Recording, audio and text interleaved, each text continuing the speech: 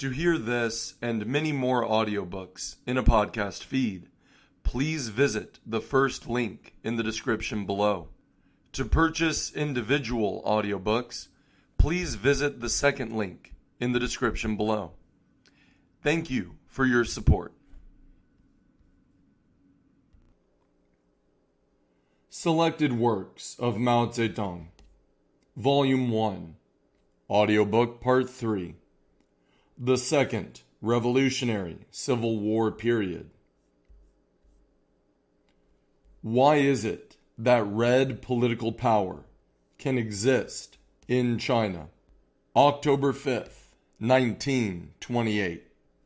This article was part of the resolution originally entitled The Political Problems and Tasks of the Border Area Party Organization, which was drafted by Comrade Mao Zedong for the Second Party Congress of the Hunan-Kiangsi Border Area. Part 1. The Internal Political Situation. The present regime of the new warlords of the Kuomintang remains a regime of the comprador class in the cities and the landlord class in the countryside.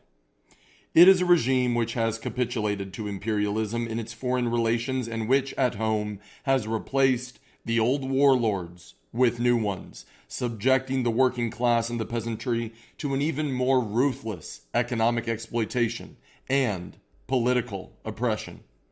The bourgeois democratic revolution, which started in Kwantung province, had gone only halfway when the comprador and landlord classes usurped the leadership and immediately shifted it onto the road of counter-revolution. Throughout the country, the workers, the peasants, the other sections of the common people, and even the bourgeoisie, footnote 1, by the term bourgeoisie, Comrade Mao Zedong means the national bourgeoisie, for his detailed account of the distinction between this class and the big comprador bourgeoisie. See On Tactics Against Japanese Imperialism, December 1935, and The Chinese Revolution and the Chinese Communist Party, December 1939. End of footnote 1. Have remained under counter-revolutionary rule and obtained not the slightest particle of political or economic emancipation. Before their capture of Peking and Tientsin, the four cliques of the new Kuomintang warlords, Chiang Kai-shek, the Guangxi warlords, Feng Yuxiang, and Yin Shishan, footnote 2. These four cliques of warlords fought together against Chang Tso-lin and occupied Peking and Tientsin in June 1928, end of footnote 2, formed a temporary alliance against Chang Tso-lin, footnote 3. Chang Tso-lin, who headed the Fengtian clique of warlords, became the most powerful warlord in northern China after defeating Wu Peifu in the Second Che-Li-Fengtian War in 1924.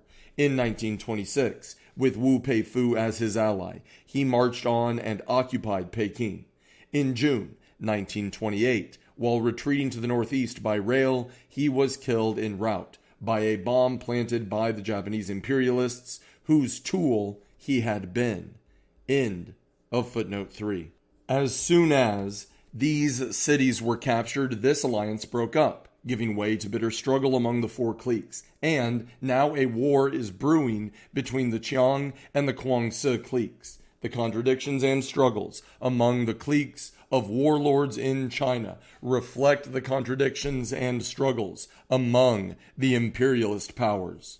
Hence, as long as China is divided among the imperialist powers, the various cliques of warlords cannot, under any circumstances, come to terms, and whatever compromises they may reach will only be temporary. A temporary compromise today engenders a bigger war tomorrow. China is in urgent need of a bourgeois democratic revolution, and this revolution can be completed only under the leadership of the proletariat. Because the proletariat failed to exercise firm leadership in the revolution of 1926 to 1927, which started from Kwantung and spread towards the Yangtze River, leadership was seized by the comprador and landlord classes, and the revolution was replaced by counter-revolution. The bourgeois democratic revolution thus met with a temporary defeat. This defeat was a heavy blow to the Chinese proletariat and peasantry, and also a blow to the Chinese bourgeoisie, but not to the comprador and landlord classes. Yet, in the last few months, both in the North and in the South, there has been a growth of organized strikes by the workers in the cities and of insurrections by the peasants in the countryside, under the leadership of the Communist Party. Hunger and cold are creating great unrest among the soldiers of the warlord armies. Meanwhile, urged on by the clique headed by Wang Qingwei and Chen Kung-po, the bourgeoisie is promoting a reform movement of considerable proportions. Footnote 4. This reform movement arose after the Japanese invaders occupied Xianan on May 3, 1928, and after Chiang Kai-shek openly and brazenly compromised with Japan. Within the national bourgeoisie, which had identified itself with the counter-revolutionary coup d'etat of 1927, a section acting in its own interests gradually began to form an opposition to the Chiang Kai-shek regime. The careerist, counter-revolutionary group of Wang Qingwei, Chen Kung-po, and others which was active in this movement formed what became known as the Reorganization Clique in the Kuomintang. End of footnote 4. In the coastal areas and along the Yangtze River. This is a new development. According to the directives of the Communist International and the Central Committee of our party, the content of China's democratic revolution consists in overthrowing the rule of imperialism and its warlord tools in China so as to complete the national revolution, and in carrying out the agrarian revolution so as to eliminate the feudal exploitation of the peasants by the landlord class. Such a revolutionary movement has been growing day by day since the Tiananmen massacre. Footnote 5.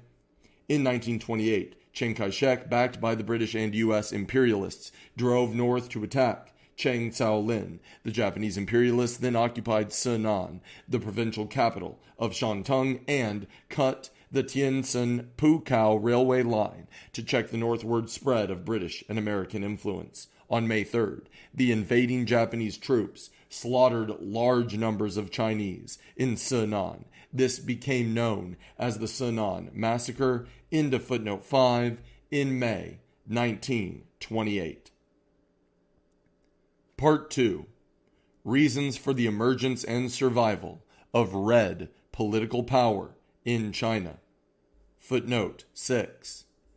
The organizational form of China's red political power was similar to that of Soviet political power. A Soviet is a representative council, a political institution created by the Russian working class during the 1905 revolution. Lenin and Stalin, on the basis of Marxist theory, drew the conclusion that a Soviet republic is the most suitable form of social and political organization for the transition from capitalism to socialism.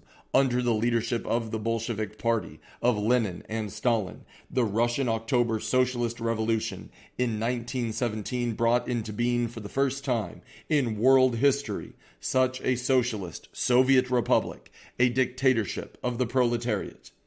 After the defeat of the 1927 revolution in China, the Representative Council was adopted as the form of people's political power in various places in the mass revolutionary uprisings led by the Chinese Communist Party and first and foremost by Comrade Mao Zedong. In its nature, political power at that stage of the Chinese Revolution was a people's democratic dictatorship of the anti-imperialist, anti-feudal, new democratic revolution led by the proletariat, which was different from the proletarian dictatorship in the Soviet Union. End of footnote 7.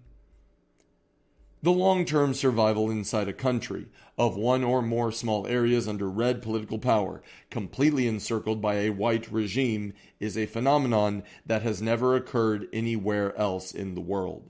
There are special reasons for this unusual phenomenon. It can exist and develop only under certain conditions. First, it cannot occur in any imperialist country or in any colony under direct imperialist rule. Footnote 7. During World War II, many colonial countries in the East, formerly under the imperialist rule of Britain, the United States, France, and the Netherlands, were occupied by the Japanese imperialists. Led by their communist parties, the masses of workers, peasants, and urban petty bourgeoisie, and members of the national bourgeoisie in these countries, took advantage of the contradictions between the British, US, French, and Dutch imperialists on the one hand, and the Japanese imperialists on the other, organized a broad united front against fascist aggression, built anti-Japanese base areas, and waged bitter guerrilla warfare against the Japanese. Thus, the political situation existing prior to World War II began to change. When the Japanese imperialists were driven out of these countries at the end of World War II, the imperialists of the United States, Britain, France, and the Netherlands attempted to restore their colonial rule. But, having built up armed forces of considerable strength during the anti-Japanese war, these colonial peoples refused to return to the old way of life. Moreover, the imperialist system all over the world was profoundly shaken because the Soviet Union had become strong, because all the imperialist powers, except the United States, had either been overthrown or weakened in the war, and finally, because the imperialist front was breached in China by the victorious Chinese Revolution. Thus, much as in China, it has become possible for the peoples of all, or at least some, of the colonial countries in the East to maintain big and small revolutionary base areas and revolutionary regimes over a long period of time, and to carry on long-term revolutionary war in which to surround the cities from the countryside and then gradually to advance to take the cities and win nationwide victory.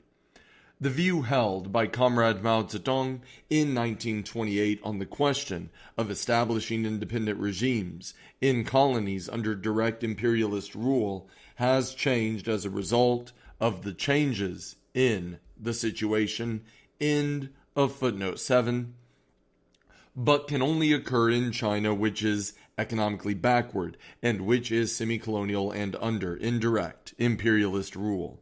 For this unusual phenomenon can occur only in conjunction with another unusual phenomenon, namely war within the white regime. It is a feature of semi-colonial China that, since the first year of the Republic, 1912, the various cliques of old and new warlords have waged incessant wars against one another, supported by imperialism from abroad and by the comprador and landlord classes at home. Such a phenomenon is to be found in none of the imperialist countries, nor, for that matter, in any colony under direct imperialist rule, but only in a country like China, which is under indirect imperialist rule. Two things account for its occurrence, namely, a localized agricultural economy, not a unified capitalist economy, and the imperialist policy of marking off spheres of influence in order to divide and exploit.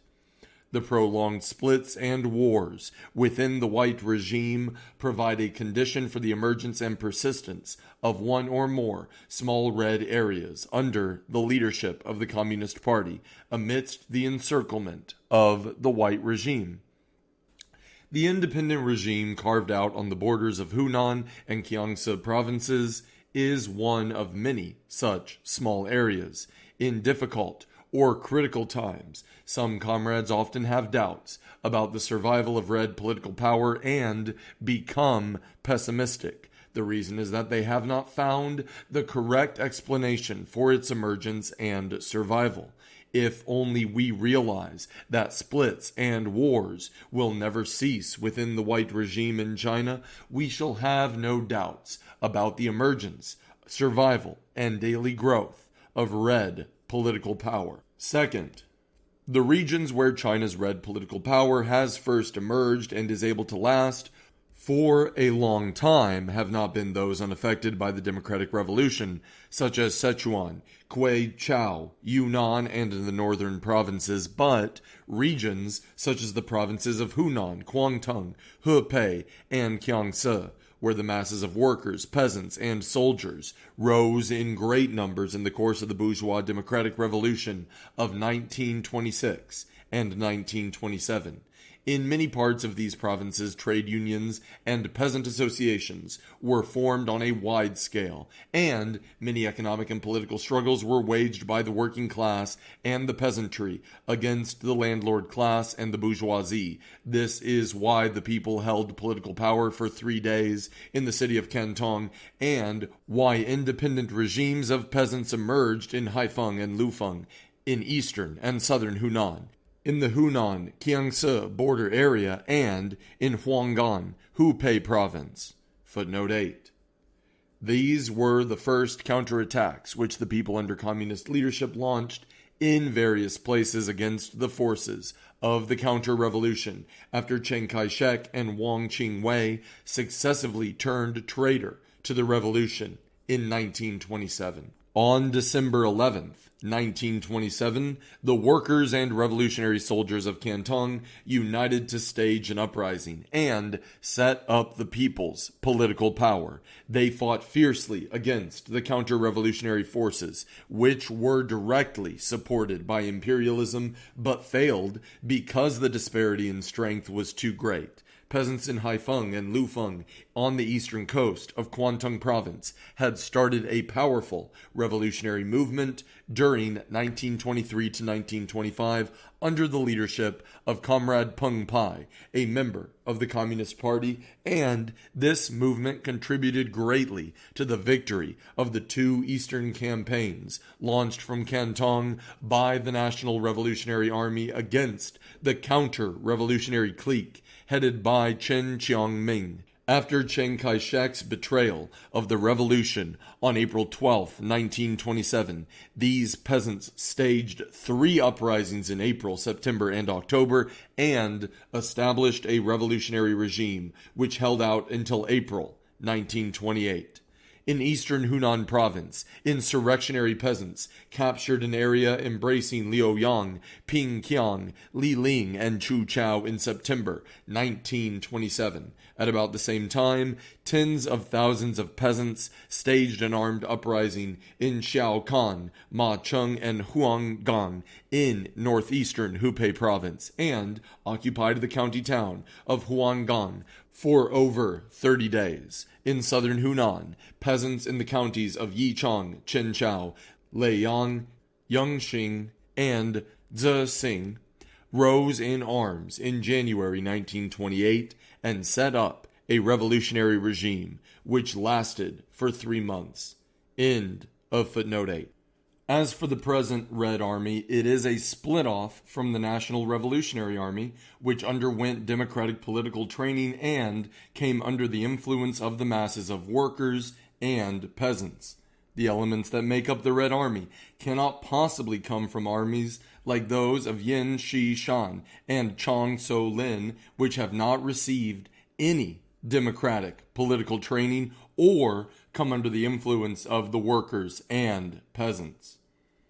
Third, whether it is possible for the people's political power in small areas to last depends on whether the nationwide revolutionary situation continues to develop. If it does, then the small red areas will undoubtedly last for a long time, and will, moreover, inevitably become one of the many forces for winning nationwide political power. If the nationwide revolutionary situation does not continue to develop, but stagnates for a fairly long time, then it will be impossible for the small red areas to last long. Actually, the revolutionary situation in China is continuing to develop with the continuous splits and wars within the ranks of the comprador and landlord classes and of the international bourgeoisie. Therefore, the small red areas will undoubtedly last for a long time and will also continue to expand and gradually approach the goal of seizing political power throughout the country. Fourth, The existence of a regular Red Army of adequate strength is a necessary condition for the existence of Red political power.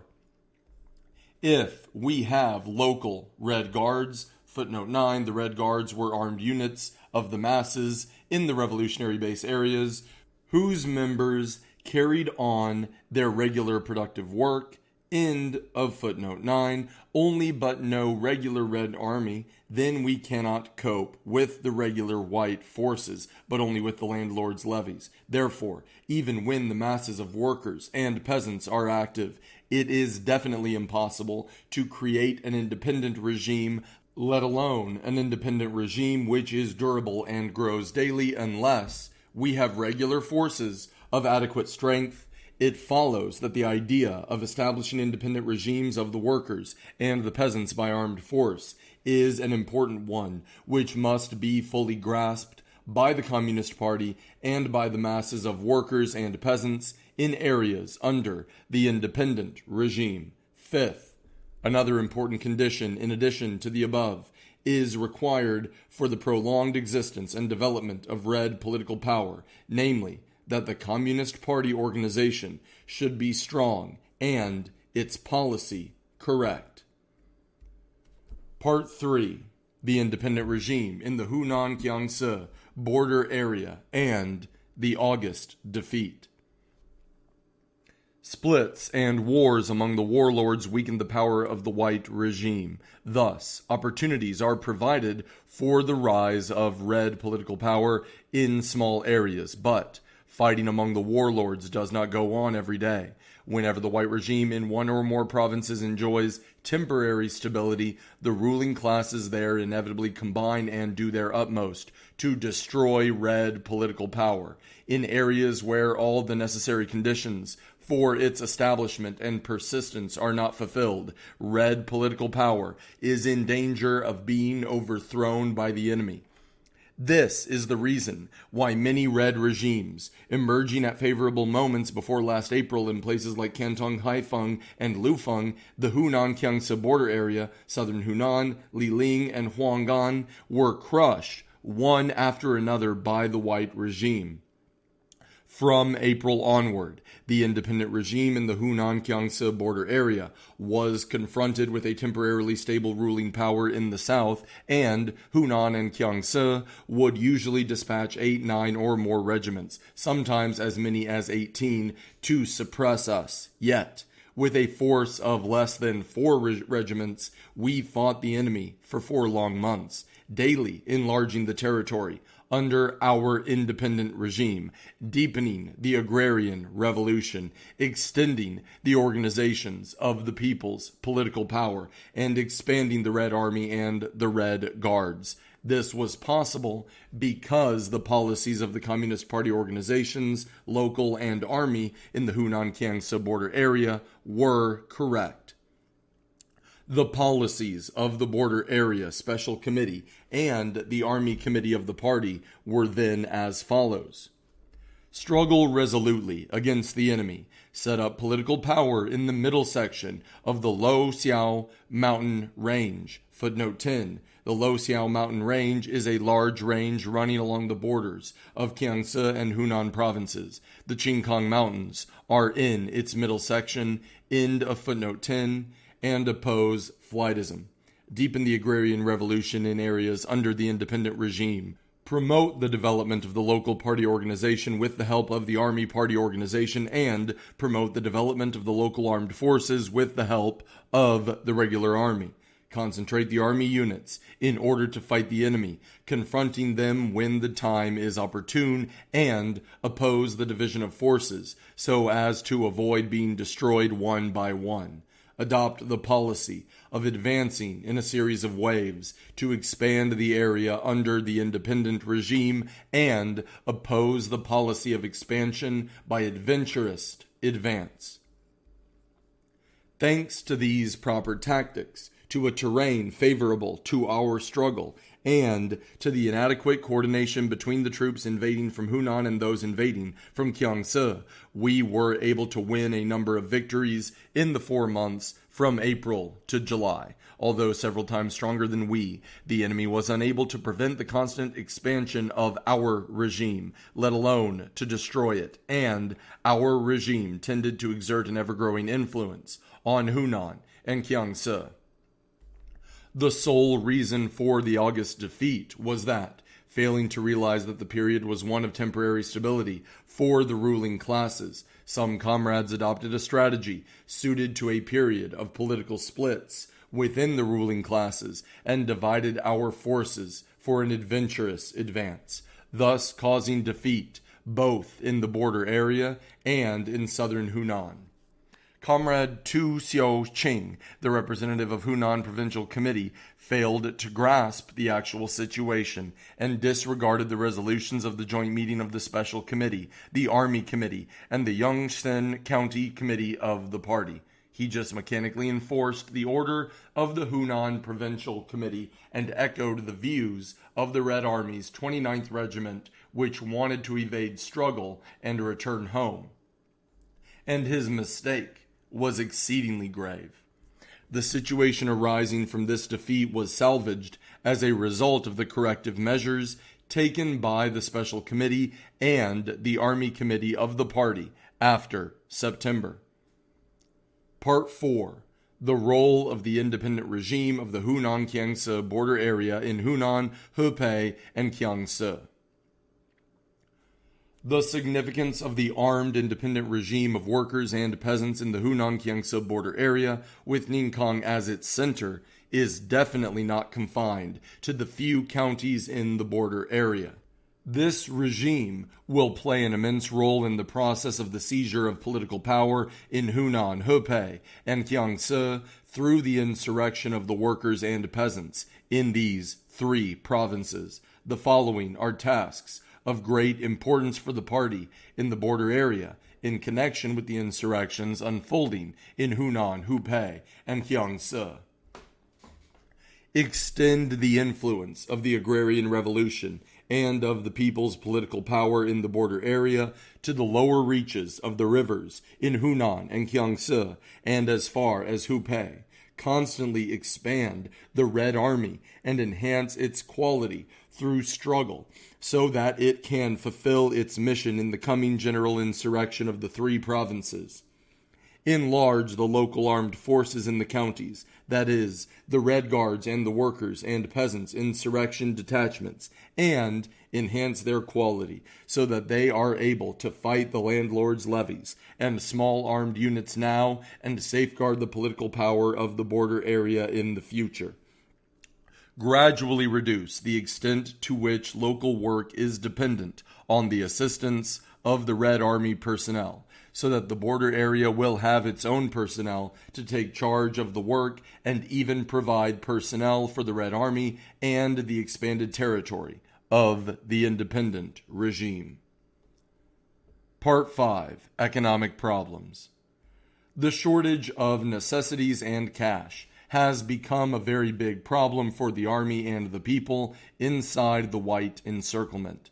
Because of the tight enemy blockade, necessities such as salt, cloth, and medicines have been very scarce and dear all through the past year in the independent border area, which has upset, sometimes to an acute degree, the lives of the masses of the workers, peasants, and petty bourgeoisie. Footnote 11. By the term petty bourgeoisie, Comrade Mao Zedong means those elements other than the peasants, handicraftsmen, small merchants, professional people of various kinds, and petty bourgeois intellectuals. In China, they mostly live in cities, but there are quite a number in the countryside. End of footnote 11. As well as of the soldiers of the Red Army. The Red Army has to fight the enemy and to provision itself at one and the same time. It even lacks funds to pay the daily food allowance of 5 cents per person, which is provided in addition to grain. The soldiers are undernourished, many are ill, and the wounded in the hospitals are worse off. Such difficulties are, of course, unavoidable before the nationwide seizure of political power. Yet, there is a pressing need to overcome them to some extent, to make life somewhat easier, and especially to secure more adequate supplies for the Red Army.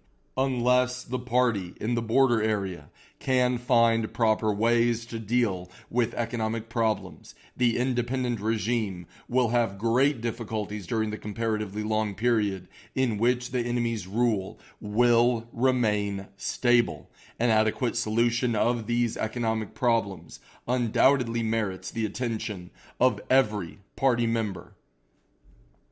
Part 6. The problem of military bases.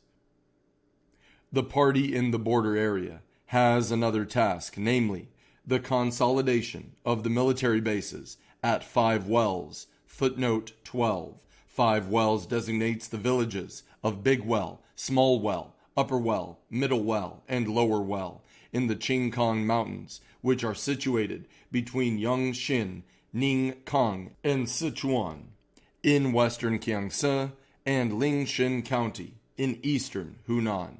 End of footnote 12, and Qiuleng, the 5 Wells mountain area at the juncture of Yangshin, Lingshin, Ningkan, and Sichuan counties, and the Qiuleng mountain area at the juncture of Yangshin, Ningkang, Chailing, and Lianhua counties, both of which have topographical advantages, are important military bases not only for the border area at present, but also for insurrections in Hunan, Hubei, and Kiangsi in the future. And this is particularly true of 5 Wells, where we have the support of the people, as well as a terrain that is especially difficult and strategically important. The way to consolidate these bases is, first, to construct adequate defenses, second, to store sufficient grain, and third, to set up comparatively good Red Army hospitals.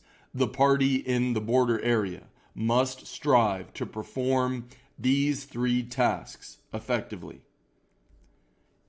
End of Why Is It That Red Political Power Can Exist in China?